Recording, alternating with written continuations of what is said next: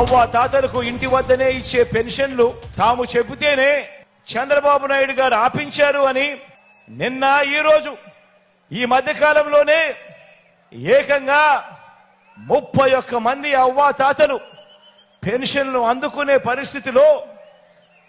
అందుకోలేక నడచలేక అవస్థ పడలేక ఏకంగా 31 మంది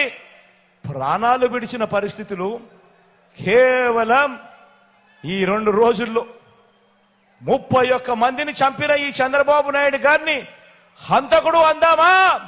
లేకపోతే అంతకన్నా దారుణమైన పదం ఏదైనా ఉంది అంటే అదందామా అని చెప్పి ఆలోచన చేయమని కోరుతా ఉన్నా.